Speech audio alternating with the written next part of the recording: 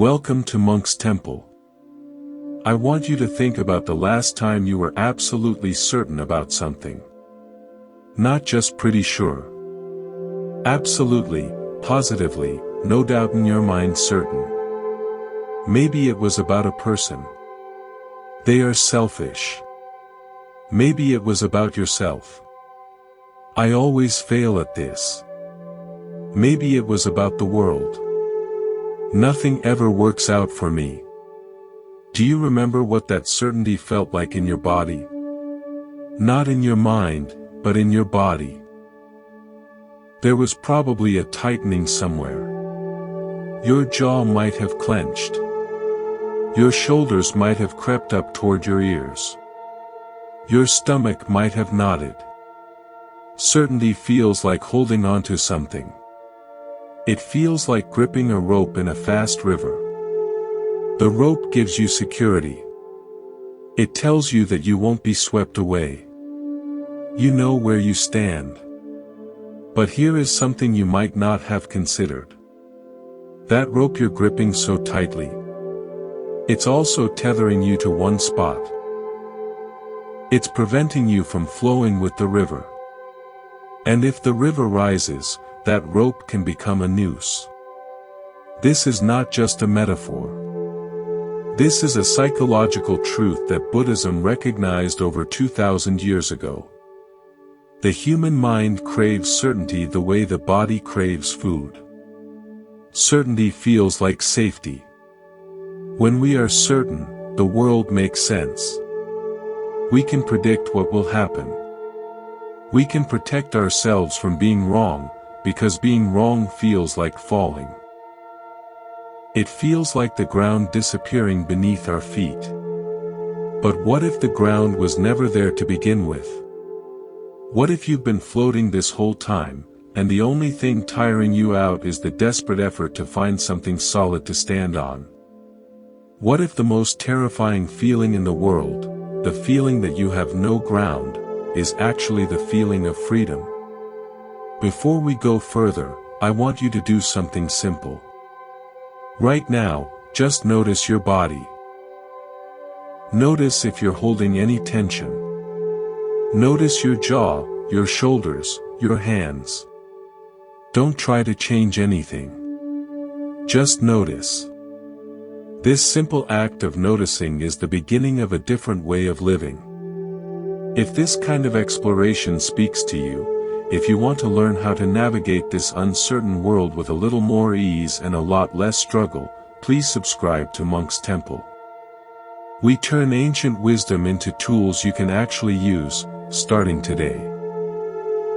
Hit that subscribe button, and let's continue this journey together. Now let me paint you a picture of something that happened nearly 2,000 years ago. But keep one foot in your own experience as we go, because what happened then is still happening now, inside your own mind. The year is roughly 150 CE. Buddhism is about 600 years old. The Buddha, the original teacher, died around 483 BCE. He left behind a teaching, but he did not leave behind a system. He left behind a method. He famously told his followers not to accept anything just because he said it. He told them to test everything for themselves, to see what actually led to the end of suffering. He compared his teaching to a raft. If you come to a river and need to cross, you might build a raft from sticks and leaves. You use the raft to cross. But once you're on the other side, do you carry the raft on your head for the rest of your life? No. You leave it behind. It was useful, but it was never meant to become a burden.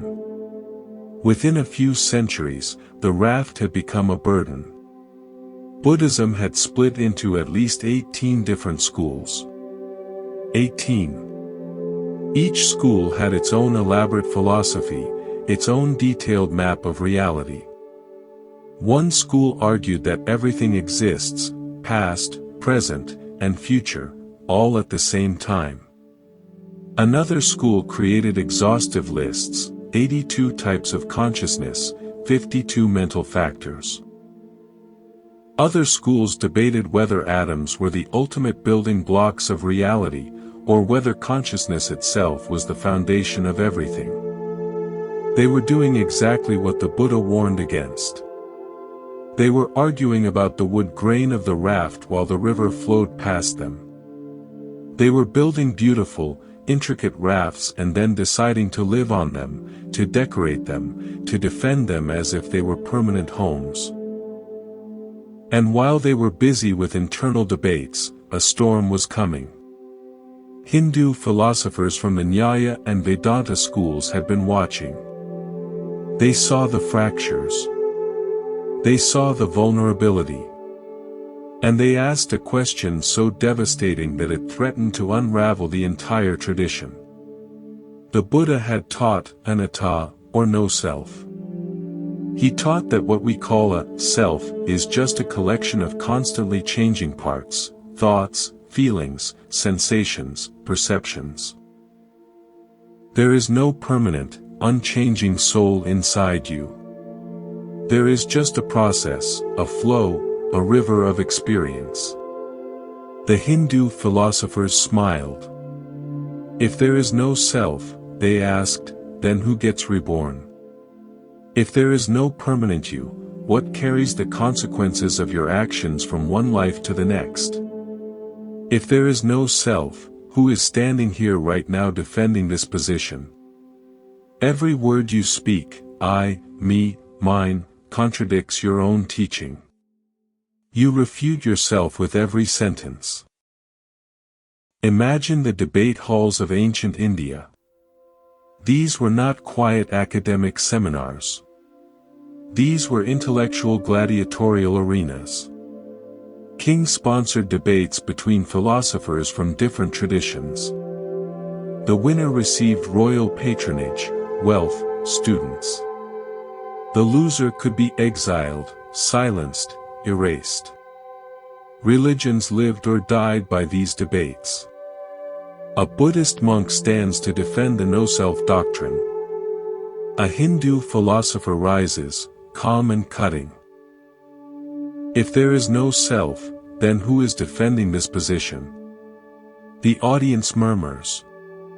The monk has no good answer. Buddhism is losing.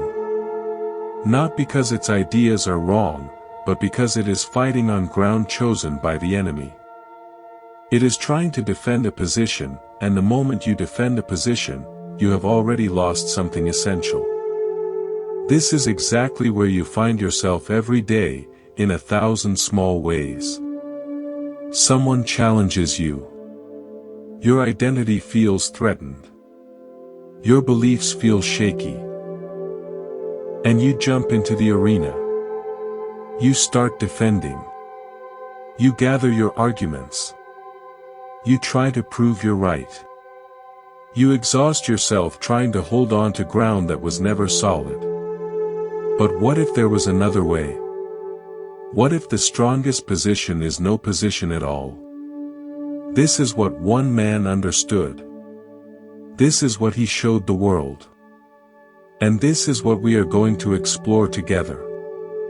His name was Nagarjuna. He saved Buddhism not by giving it a stronger foundation, but by showing it never needed one. He won every debate without ever throwing a punch. But before we meet him, just sit with this feeling for a moment. The feeling of wanting to be right. The feeling of needing to defend yourself. Just notice how much energy it takes. Notice how exhausting it is to always be ready for battle. What if you could put down the armor? What if you didn't need to win? This is the invitation. This is the beginning of the middle way. We left Buddhism in crisis. The great tradition had fractured into competing schools. Hindu philosophers were landing devastating blows in the royal debate halls. The question seemed unanswerable: if there is no self, then who is standing here? Who defends this position? Your own words refute you. The Buddhist monks had no good answer. Every time they defended no self, they used words like I and me, apparently proving the opposite. It was like trying to prove water is dry while standing in a lake. The Dharma was becoming quicksand. The more Buddhist schools tried to explain themselves, to build solid foundations, the deeper they sank. They wanted ground to stand on. But the Buddha never promised ground. He promised a boat. Into this world of fractious debate and impending defeat, a man arrived who had no intention of building a foundation. He had a far more radical plan. He was going to take the ground away entirely. His name was Nagarjuna. What we actually know about him could fit on a single page. He probably lived between 150 and 250 CE. He was likely born into a Brahmin family in southern India, trained from childhood in the Vedas and Hindu philosophy. He was brilliant, probably arrogant, a young man who could defeat most opponents before he even converted to Buddhism. Legends grew around him like vines.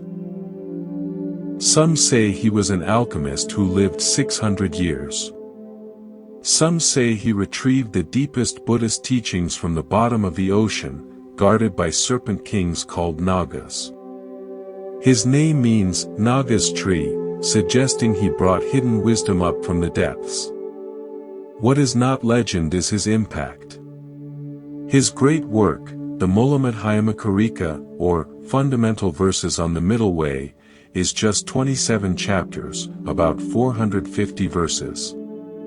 But those verses transformed Buddhism forever. They became the foundation of the Madhyamaka or Middle Way school, influencing Zen, Tibetan Buddhism, and virtually everything that came after. Nagarjuna walked into those debate halls where Buddhism was losing. But he didn't bring a new argument. He didn't bring a better system. He brought something far more dangerous. He brought a mirror.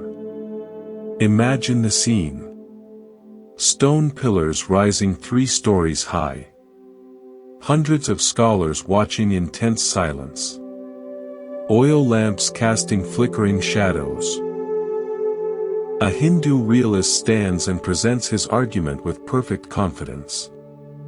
The self exists, he declares. It is the permanent, unchanging witness of all experience. Without a self, there would be no continuity, no one to be reborn, no one to attain liberation. The audience nods. It sounds reasonable. It sounds solid. Nagarjuna rises. Calm. He asks one question. If the self is truly unchanging, how can it witness experience? Experience is nothing but change. Thoughts arise and pass. Sensations come and go. If you are truly unchanging, you are like a rock. You cannot witness a river without flowing yourself. Your own logic destroys your position. The Hindu philosopher opens his mouth. Then closes it. Defeated not by a better argument, but by his own argument turned back on itself.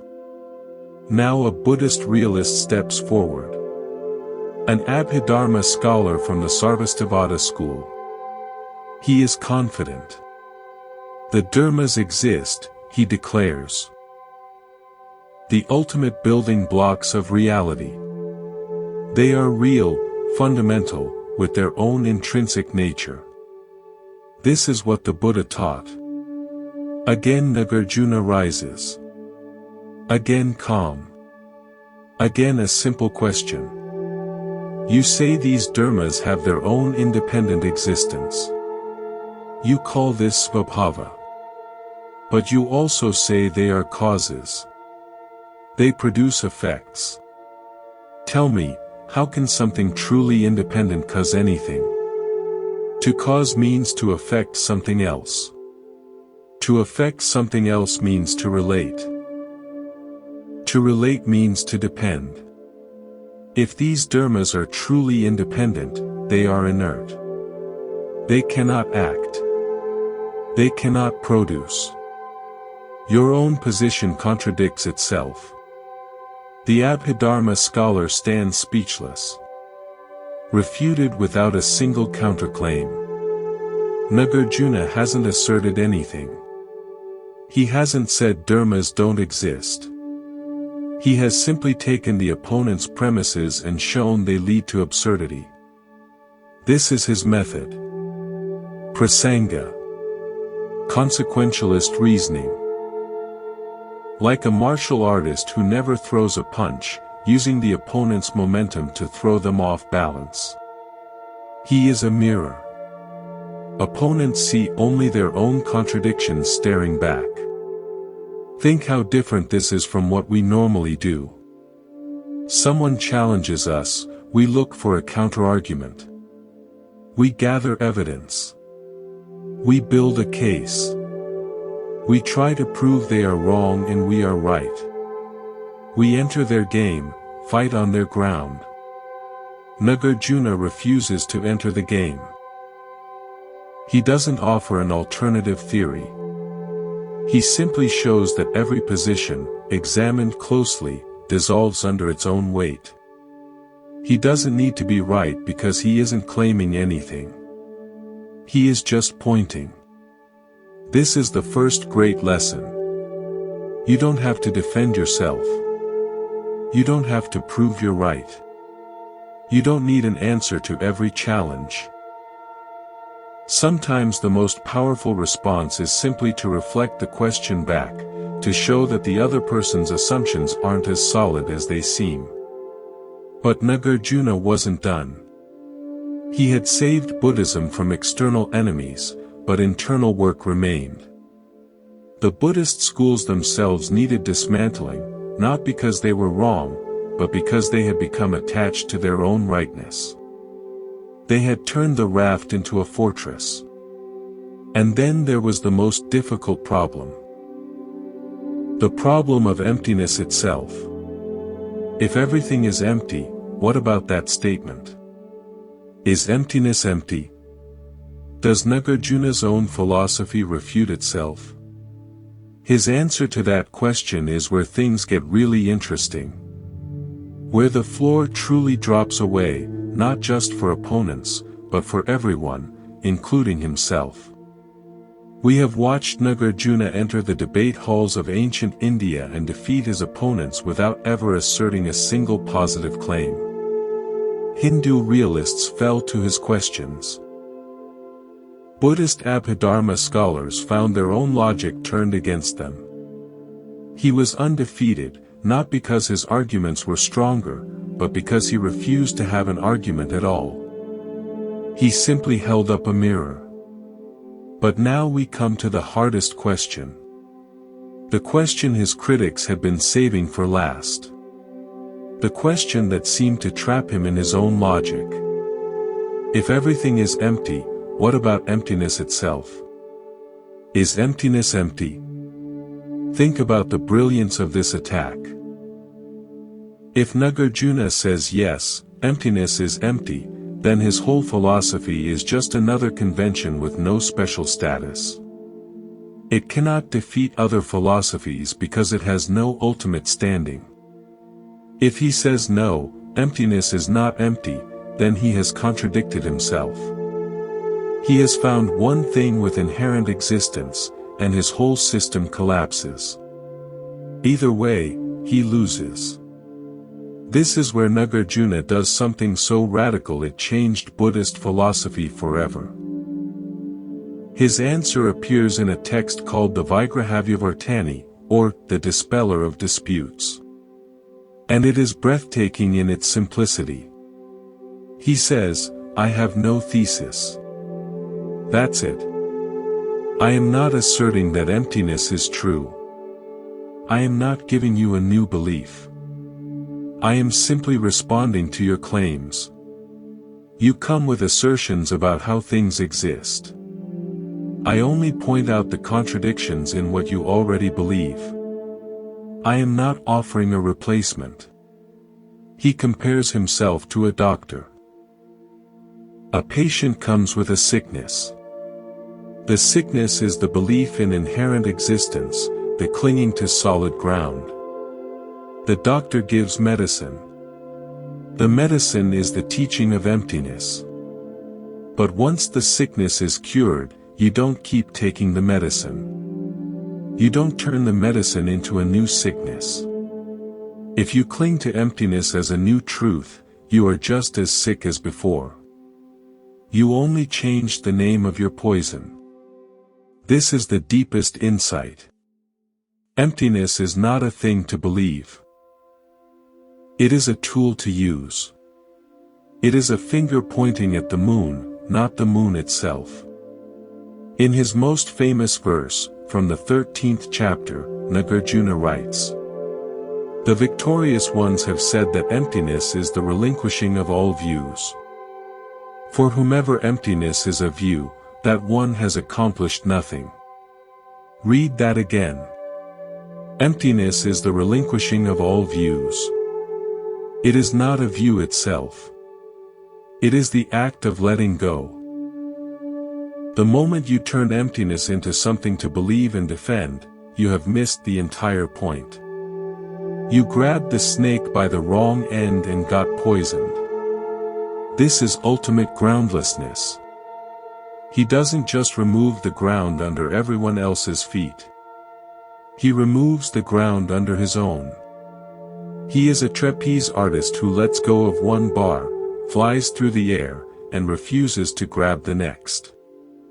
He just stays in the air, showing you the air was always enough. Let me tell you a story. A woman named Mira lived near a great forest. People came from miles away for her wisdom. One day a young man arrived, tormented by doubt. He had studied with many teachers, read many books. Every teacher and book contradicted the others. He was desperate for certainty.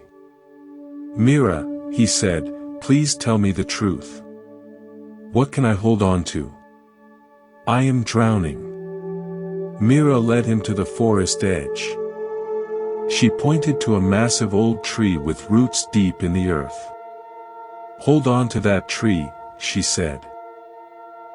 He wrapped his arms around the trunk. It was solid, unmoving. He pressed his cheek against the bark. "Now let go," said Mira. He released the tree and stepped back. "What do you feel?" she asked. "The same," he said. "The same ground. The same air." Mira smiled. "You came wanting something to hold. You thought certainty would save you. But when you held the tree, you were holding. When you let go, you were still standing. The tree was never holding you up. The earth was always beneath you. The only thing that changed was your grip." The young man stared at her. Something shifted. "You wanted me to give you a truth to hold," Mira continued. "But truth is not a tree. It is the forest. It is the ground. You don't need to hold it. You need to stand in it." This is what Nagarjuna offers. Not a new truth to believe, but a way of relating to all truths. Not a solid foundation, but the freedom of realizing you never needed one. The young man suffered because he wanted one teacher to be right, one book to be true. He wanted a tree to hold in the middle of the forest. But the forest doesn't require you to hold a tree. It supports you whether you grip or not. Your life is the same. You exhaust yourself trying to find solid ground, defend your positions, prove you are right. But what if you could simply stand? What if you could release the grip and discover you don't fall? This is the middle way between clinging to views and falling into nihilism. Not that nothing is true, but that truth is not something to possess. It is something to live. In the next part, we will see how Nagarjuna applied this insight to Buddhism itself. Even the Buddha's words are not to be clung to. Even the Four Noble Truths, even nirvana, are empty. Not meaningless, but empty of the fixed reality we try to give them. And in that emptiness, they become useful. They become a path. What views are you gripping right now? What would it feel like to loosen your grip, just slightly, and see if you still stand? We have seen Nagarjuna dismantle his opponents without asserting a single claim. We have watched him answer the ultimate challenge about emptiness being empty with the radical response, "I have no thesis." Emptiness is not a view to hold. It is medicine for the sickness of holding views. But now we must go deeper. Because Nagarjuna did something almost unfair. He took this logic and applied it to Buddhism itself. Think about what that means. The Buddha's teachings are sacred. The Four Noble Truths. The Eightfold Path. Nirvana. These are not just ordinary ideas. These are the Dharma, the truth that liberates. If Nagarjuna's logic says everything is empty, does that include these? Does it include the Buddha's own words? The answer is yes. And no. And this is where his philosophy becomes not just intellectually fascinating, but practically liberating. Here is the verse that changed everything. It appears in the 24th chapter of the Mulamadhyamakarika, and it is perhaps the most important verse in all of Buddhist philosophy. Whatever is dependently co-arisen, that is explained to be emptiness. That, being a dependent designation, is itself the middle way. Let us unpack this slowly because it contains everything. First, whatever is dependently co-arisen.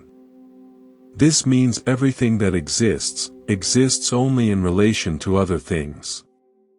A parent exists because of a child. A teacher exists because of a student. A long thing exists because of a short thing. Nothing stands alone. Everything is connected. Everything depends. Second, that is explained to be emptiness. This relational existence is what emptiness means. Emptiness is not a void. It is not nothingness. It is the fact that things are full of other things. They are empty of separate self because they are full of the universe. This table is empty of tableness.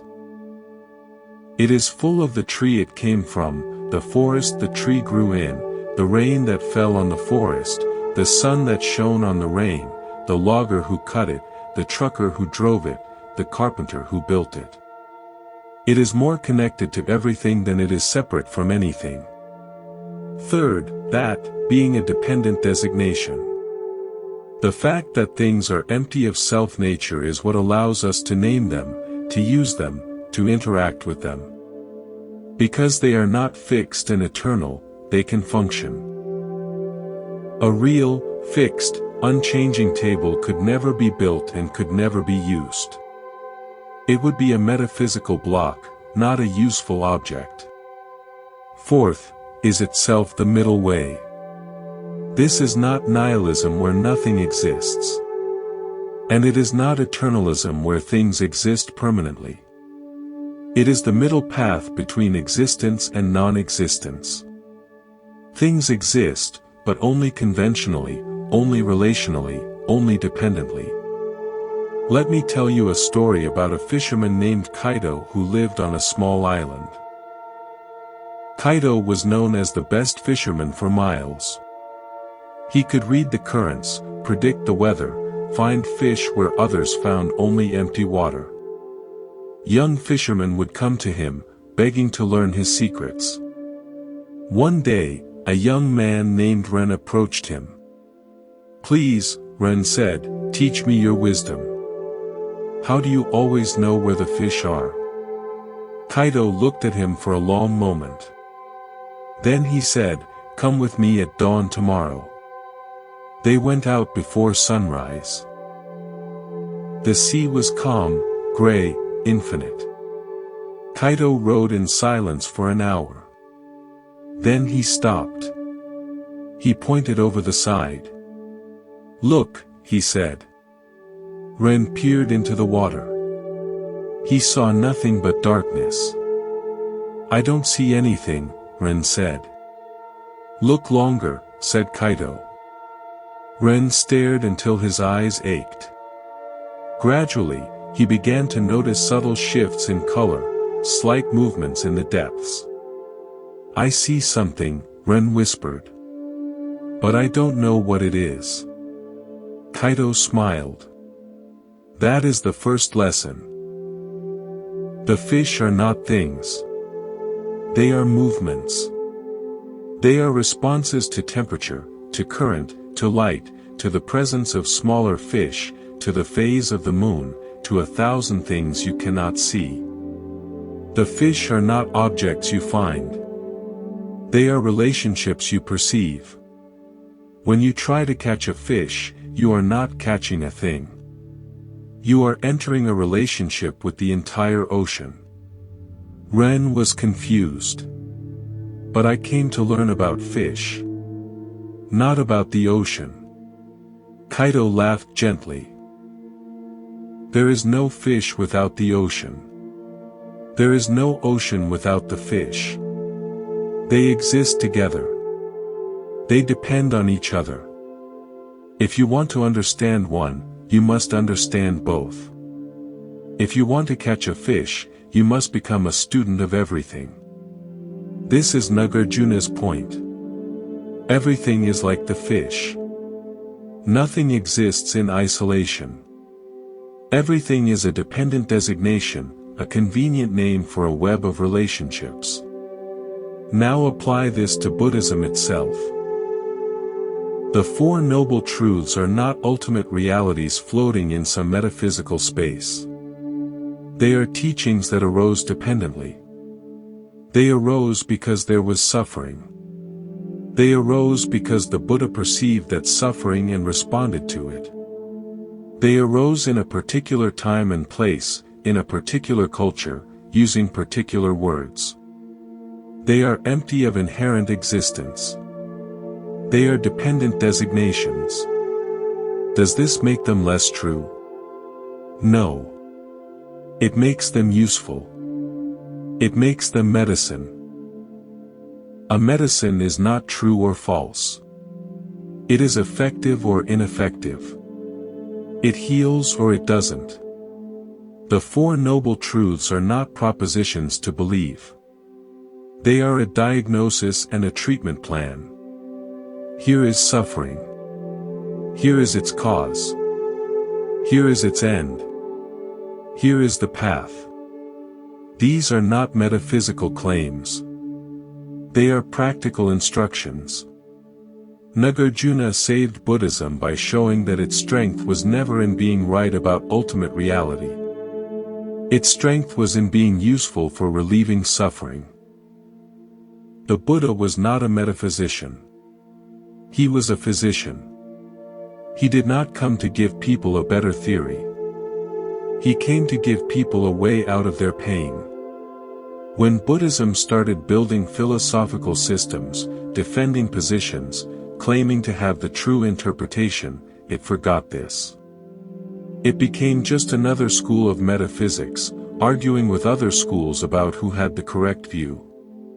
Nagarjuna reminded everyone that the view was never the point. The end of suffering was the point. This is why he could dismantle Buddhist schools alongside Hindu schools. He was not being disloyal. He was being compassionate. He was removing the obstacles they had created for themselves. He was showing them that their beautiful philosophical systems had become new ropes to cling to, new sources of suffering. In the next part, we will see how this plays out in daily life. We will explore what it actually means to live from this place of groundlessness. Not as a philosophy to believe, but as a practice to embody. But for now, just consider, what are you treating as solid that is actually a dependent designation?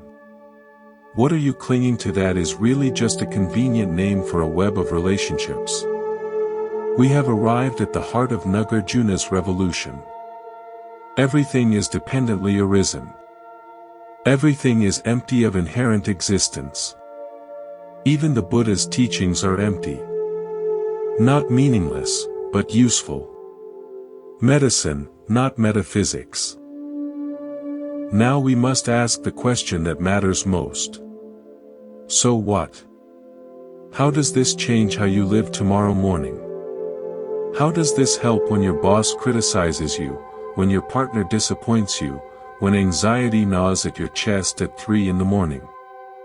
This is where Nagarjuna stops being ancient history and starts being your most intimate companion. His philosophy is not really a philosophy at all. It is a practice. A way of being that transforms suffering from the inside out. Let me tell you a story about a woman named Leela who ran a small tea shop in a busy city. Leela's shop was known for its calm. Customers came not just for the tea, but for the peace they found there. One day, an agitated businessman came in. He complained the tea was too hot, then too cold, then the shop was too noisy, then too quiet. Finally he burst out, "How can you be so calm when everything is wrong?" Leela smiled and refilled his cup. "When I was a girl, I loved sitting by a river. One day a storm came. The river rose, swept away trees, even a small bridge. After the storm, I ran to the river crying, thinking it would be destroyed. But it was exactly the same. The same water flowing. The same sound. The storm changed the banks, moved the rocks, but the river was still the river." The businessman stared at her. "What does that have to do with my tea?" Leela laughed gently. "You are the storm. I am the river. The storm complains about everything. The river just flows. Which one do you think suffers more?" This is the first practical teaching. Suffering comes from demanding that things be other than they are. From treating the fluid world as if it should be solid. From expecting the river to stop flowing so you can stand on it.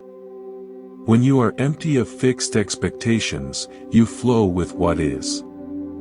When you are empty of a fixed identity, you respond rather than react. When you are empty of the need to be right, you can actually listen. Let me tell you another story. About a carpenter named Tomas. Tomas was famous for his skill. A young apprentice asked him, "How do you see the chair inside the wood?" Tomas picked up a piece of scrap wood. "I don't see the chair. I see the wood. Its grain, its strength, its weaknesses. I see how it wants to be shaped. The chair is not something I impose. It is something I discover with the wood." The apprentice frowned. "But you must have a plan." Tomas shook his head. "If I come with a fixed plan, I fight the wood. I try to force it into shapes it doesn't want. It cracks. It breaks. But if I come empty, if I listen, we make something together. The chair emerges from our conversation, not my commands. This is emptiness as practice. Coming to each moment without a fixed plan. listening to what is actually there rather than imposing what you think should be there. Think about your own life. How many arguments come from having a fixed plan? A fixed idea of how your partner should behave. A fixed idea of how your career should progress.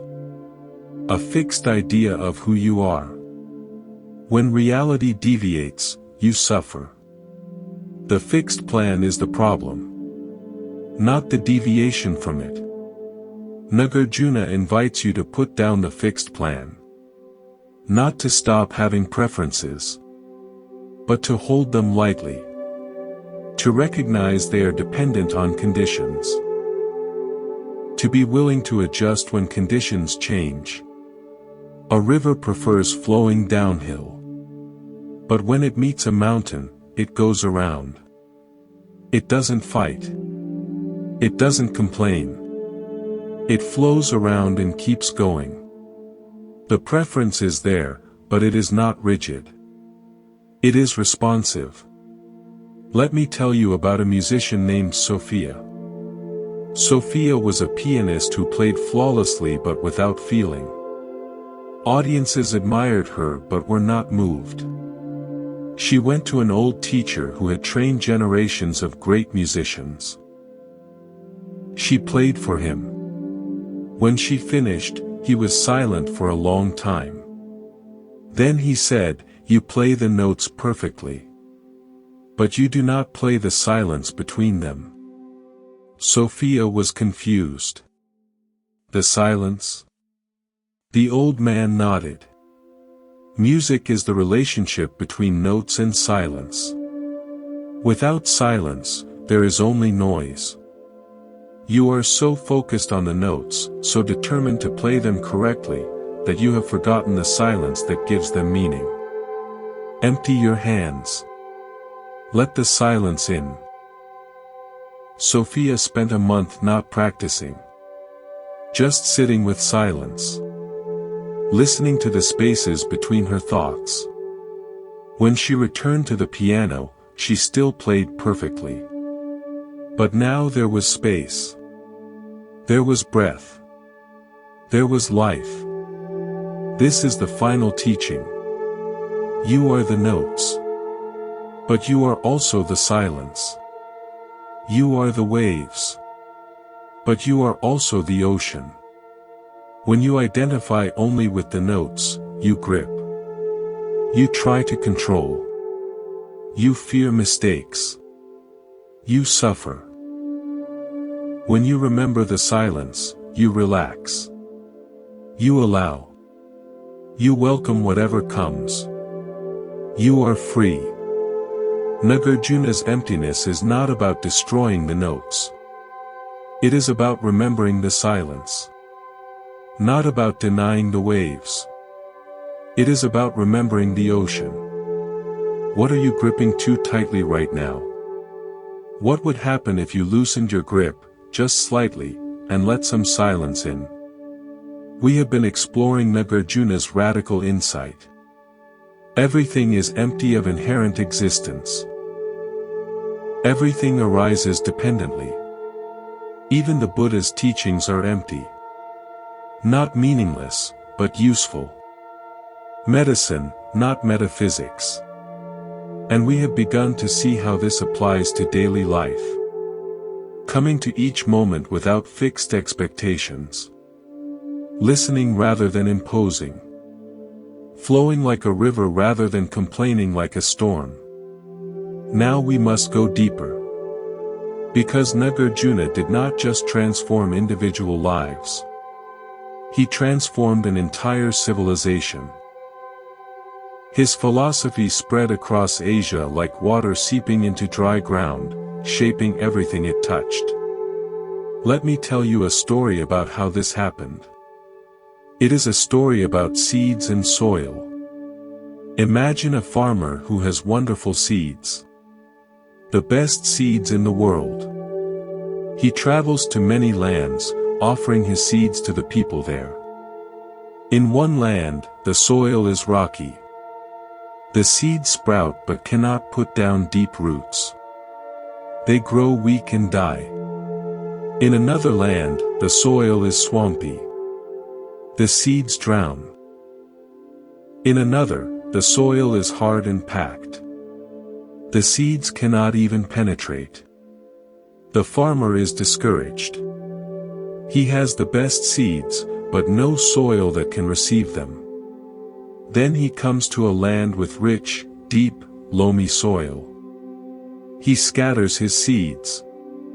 They sink in, put down roots, grow strong and tall. They produce 100 times more seeds than he planted. The land transforms. What was once ordinary becomes a garden. Nagarjuna's teaching was the seed. The soil was Asia. And the garden that grew was unlike anything the world had seen. In Tibet, his philosophy became the foundation of everything. Young monks spend years learning to deconstruct every possible view, to see how the mind creates solidity where there is none. The Dalai Lama himself has said that Nagarjuna is second only to the Buddha in importance to Tibetan Buddhism. The great debate tradition you see in Tibetan monasteries, where monks engage in fierce, passionate intellectual sparring, is a direct legacy of Nagarjuna's method. They are not trying to win. They are trying to see. They use logic to cut through logic. They take positions only to abandon them. They dance with views until the dancer disappears. I once heard a story about a young Tibetan monk preparing for his first public debate. He was nervous, afraid of being embarrassed in front of the older monks. His teacher came to him the night before. "Tomorrow," the teacher said, "you will lose." The young monk's heart sank. "But I have studied so hard. I know all the arguments." The teacher smiled. "That is why you will lose. You think debate is about knowing arguments. It is not. It is about not needing to be right. Tomorrow, your opponent will offer a position. You will offer a counter. He will refute you. You will refute him. This will continue until one of you runs out of things to say. The one who runs out first loses. But the one who never needed to win in the first place, that one is free." The young monk did not understand. But the next day, something shifted. In the middle of the debate, he forgot about winning. He forgot about being right. He just danced with the arguments, letting them flow through him. And in that flow, he saw something he had never seen before. The arguments were not his. They were just waves in the ocean of mind. He was the ocean. He had been the ocean all along. In Japan, Nagarjuna's influence took a different form.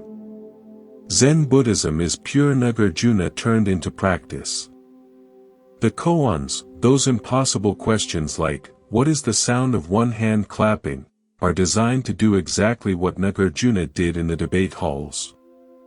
A koan cannot be answered with logic. You cannot take a position on it. You can only sit with it, let it dissolve your categories, let it crack open your mind. The koan is a dose of Nagarjuna's medicine, designed to cure you of the disease of thinking you know. A famous Zen master once held up a flower. That was his entire teaching. Another master, when asked about the nature of reality, said, "The cypress tree in the courtyard." Another, when asked what enlightenment was, said, "Your everyday mind." These are not answers. They are mirrors. They reflect your seeking back to you. They show you that what you are looking for is what is doing the looking. In China, Nagarjuna's philosophy merged with Taoism, creating something new and beautiful. The Taoists already understood emptiness as the source of all things. The hollow of a bowl makes it useful. The empty space in a room makes it livable. The Tao that can be spoken is not the eternal Tao. When Nagarjuna's logic met Taoist sensitivity, Buddhism became something the Chinese could drink like tea. It became native. It became Chan. It became Zen. It became a way of life rather than a system of belief. The teaching spread because it was empty. Because it had no fixed form, it could take any form. Because it claimed no territory, it could enter every territory. Because it demanded no belief, it could be believed by anyone. This is the paradox at the heart of Nagarjuna's success. He saved Buddhism by showing it could not be saved. He strengthened it by removing its foundations. He unified it by demolishing all positions. He preserved the Dharma by refusing to hold any belief as ultimately true. The Dharma survived not because it became invincible, but because it stopped needing to be invincible. It survived because it became like water. Water cannot be cut. Water cannot be conquered. Water flows around every obstacle, under every door, into every space. Water is soft, but over time, it wears down mountains. Nagarjuna made Buddhism into water. In the next part, we will bring all of this home. We will explore what it means to live as water in a world that demands you be rock. We will look at the final, most intimate question: who are you when you stop defending who you are? But for now, just consider this. What would it mean for you to become like water? What would it mean to flow rather than fight? To adapt rather than defend? To be empty enough to hold everything? We have traveled far together. We have watched Nagarjuna enter the debate halls of ancient India and defeat every opponent without ever throwing a punch. We have seen him answer the ultimate challenge about emptiness being empty with the radical response, "I have no thesis." We have explored how his teaching spread across Asia like water, shaping Zen, Tibetan Buddhism, and everything in between. Now we come home. Now we bring all of this back to you, sitting wherever you are, living your ordinary life with its ordinary struggles and ordinary joys. What does any of this have to do with you? Everything. Let me tell you a story about a woman named Priya who lived in a modern city, not so different from yours. Priya was successful by any measure. Good job, nice apartment, friends who loved her. But inside, she was exhausted. She was tired of proving herself. Tired of defending her decisions. Tired of explaining why she deserved her position, why her opinions were valid, why she mattered. Every conversation felt like a negotiation. Every relationship felt like a transaction. She was constantly performing, constantly watching herself, constantly afraid of being found out. One day, she came across a book about Nagarjuna. She didn't understand most of it. The philosophy was dense, the logic confusing. But one sentence stopped her cold. The self is not a thing. It is a process. She put the book down and looked at her hands. A process. Not a thing. What would it mean to live as a process rather than a thing? She started experimenting. The next time someone criticized her at work, she didn't immediately defend. She just noticed the feeling of defensiveness. She watched it arise, peak, and begin to pass. She didn't have to do anything with it. She didn't have to prove the critic wrong. She just watched. Something shifted. The criticism still stung, but it didn't threaten her existence. Because if she was a process, not a thing, then criticism was just information. It was feedback from the environment, like the river encountering a rock. The river doesn't defend itself against the rock. It flows around and keeps going. This is the first gift of Nagarjuna for your daily life. You are not a thing to be defended. You are a process to be lived. Think about all the energy you spend defending yourself. Defending your reputation, your choices, your identity. What if that energy could be freed? What if you could simply be, without needing to prove that you are enough? A wave does not defend itself against the ocean. It rises, it falls, it disappears. It knows it is made of ocean. It knows it was never separate. Your defenses come from forgetting that you are made of something larger. They come from believing you are a separate thing that must fight to survive. But you are not a separate thing. You are a temporary expression of everything that came before you. You are the universe experiencing itself from one particular angle. You were never separate, so you were never threatened. Let me tell you another story. About a man named David who was terrified of making mistakes. David was a perfectionist. He checked his emails 10 times before sending. He replayed conversations in his head, analyzing everything he had said. He lay awake at night thinking about small errors from years ago. His mind was a prison of self-judgment. A friend suggested he try meditation. David was skeptical, but desperate. He sat on a cushion and tried to watch his breath. Within seconds, his mind was full of thoughts. You're doing it wrong. You're not meditating correctly. You're failing at this too. He went to a teacher and explained his problem. I can't stop judging myself, he said. Even in meditation, I'm failing. The teacher laughed gently. Of course you're failing. That's the point. David was confused. The point is to fail. The teacher shook his head. The point is to see that failure and success are just thoughts. They are labels you put on experience. When you sit, thoughts arise. Some you call good meditation. Some you call bad meditation. But meditation is just what's happening. The judging is just another thought. Let it arise. Let it pass. Don't believe everything you think. David sat with this. Over time, something loosened. He still made mistakes. He still had thoughts of failure. But they didn't define him anymore. They were just weather in the sky of his awareness. The sky doesn't defend itself against storms.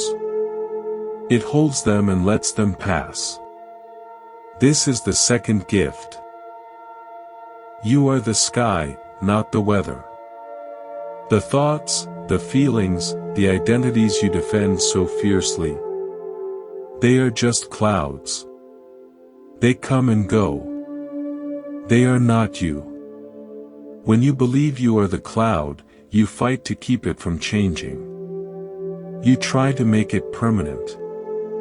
You suffer when it dissolves. But when you know you are the sky, you can watch the clouds with peace. You can let them be whatever they are. You are not threatened because you are not them. Nagarjuna's emptiness is not about destroying the clouds. It is about remembering the sky. It is not about denying your thoughts and feelings. It is about recognizing what holds them. You have been living as a wave, fighting to stay separate from the ocean. Nagarjuna invites you to remember you were always the ocean. The wave was just a game you were playing. A beautiful, temporary, magnificent game. What would it mean to live from this remembering? What would it mean to wake up tomorrow and know, deep in your bones, that you have nothing to defend? That you were never under threat? That the self you've been protecting was never really there? It doesn't mean you stop caring. It doesn't mean you become cold or detached. It means you care without clinging. You love without possessing. You act without needing to control the outcome. The river flows without needing to know where it ends. The sky holds the storm without needing it to be different. The ocean dances with the waves without needing them to last forever. This is the freedom Nagarjuna offers. Not freedom from life. Freedom in life. Not freedom from feeling. Freedom in feeling. Not freedom from being human. Freedom in being fully, completely, vulnerably human. In our final part, we will bring this journey to a close. We will return to the debate halls of ancient India one last time. And we will hear the silence that remains when all arguments have fallen away. But for now, just sit with this question. If you had nothing to defend, who would you be? We have traveled far together. From the debate halls of ancient India to a tea shop in a busy city. From a carpenter who listens to wood to a pianist who discovered silence. We have watched Nagarjuna dismantle every position without ever asserting one of his own. Now we return to where we began. To the moment of crisis. To the debate hall where Buddhism was losing. To the question that seemed unanswerable, if there is no self, then who is standing here? But this time, we return with Nagarjuna's eyes. Let me paint the scene one final time. Stone pillars rise 3 stories high. Hundreds of scholars watch in tense silence. Oil lamps flicker, casting long shadows. A Buddhist monk stands alone in the center. His opponents have thrown their best arguments. The Hindu realist has demanded to know who is reborn. The Buddhist Abhidharmika has insisted on the reality of ultimate dharmas. The nihilist has accused him of destroying everything. The king watches from his throne. The outcome could determine the fate of Buddhism in this region. The monk is Nagarjuna. He looks around at all the anxious faces. He sees their hunger for certainty. Their desperate need to know who is right. Their fear of being wrong. And he smiles. A gentle, compassionate smile. He speaks. I have nothing to prove. I have no position to defend. I am not here to tell you that I am right and you are wrong. I am here to show you that your own positions dissolve under their own weight. I am not giving you new ground to stand on. I am showing you the ground was never there. The hall is utterly silent. You ask who is reborn if there is no self. But you assume rebirth requires a thing to be reborn, like a traveler moving between cities. What if rebirth is more like one flame lighting another? The second flame is not the same as the first, but not different either. It is connected. It is dependently arisen. Your question assumes what it tries to prove. You ask who is standing here defending this position. But I am not defending anything. I am simply responding to your questions. An echo does not defend itself against the sound that calls it. It just echoes. You ask if emptiness is empty. Emptiness is not a thing to be empty or full. It is medicine. When the sickness is cured, you don't carry the medicine forever. You leave it behind. The raft was for crossing, not for carrying. A Hindu realist stands. His voice trembles. If you have no position, what are we supposed to believe? You are leaving us with nothing. Nagarjuna looks at him with infinite kindness. I am leaving you with everything. The sky after you have stopped clutching the clouds. The ocean after you have stopped gripping the waves. Your own life, free from the exhausting need to defend it. He gestures around the hall. You have spent years building philosophical systems. Memorized thousands of arguments. Trained decades to defeat opponents. For what? To feel right? To feel safe? To feel you know something solid in this fleeting world? He shakes his head gently. The Buddha did not teach you to build fortresses. He taught you to cross rivers. You turned the raft into a prison. I am not destroying your prison. I am showing you the door was never locked. A young monk raises his hand, eyes wet with tears. If everything is empty, what is the point? Why practice? Why be kind? Why do anything? Nagarjuna's smile deepens. The point was never to get something. The point is the journey itself. You practice not to become enlightened. You practice because practice is what enlightened beings do. You are kind not to earn merit. You are kind because kindness is what you are when you stop defending. He looks directly at the young monk. The wave does not ask why it rises. It just rises. The river does not ask where it flows. It just flows. You are the wave, the river. Stop asking for reasons. Start living.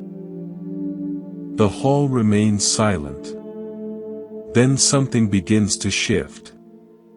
Not in arguments. In hearts. The desperate need to be right starts to loosen. Faces soften. Shoulders drop. Breathing deepens. No one has won. No one has lost. Something else has happened. The debate has ended not with a victor, but with silence. Living, breathing silence. The silence between notes. The sky behind clouds. The ocean beneath waves. In that silence, Buddhism is saved. Not by a stronger argument. Not by a better foundation. But by the realization it never needed saving. It never needed defending. It was always a way of seeing. A way of letting go. And so we come to the end of our journey. But the end is just another beginning. You came here perhaps looking for answers. To understand Nagarjuna. To grasp emptiness. To add new ground to stand on. I hope you see the gentle joke. The moment you think you have understood him, you have misunderstood. The moment you turn emptiness into a belief, you have filled it again. He is not a destination. He is a path. He is not a fortress. He is the open sky. Here is my final invitation. The next time you feel the urge to defend yourself, pause. Notice the tightening. Notice the stories. Notice the desperate need to be right. Ask yourself, what would happen if I just let this go? What would happen if I stopped defending and started living? You might find the world doesn't end. You might find peace has been waiting just on the other side of your defenses. The raft was never meant to become a throne. The medicine was never meant to become the disease. You have been walking on water this whole time. You just forgot. Now you remember. Thank you for walking this path with me at Monk's Temple. If this exploration has touched you, share it with someone who needs to hear it. Share it as an invitation to stop defending and start living. Remember, the strongest position is no position at all. The safest ground is no ground at all. You are the sky. Let the clouds come and go. May you walk the middle way. May you be free. This concludes our exploration of Nagarjuna and the art of groundlessness. Thank you for being here, in this moment, at Monk's Temple.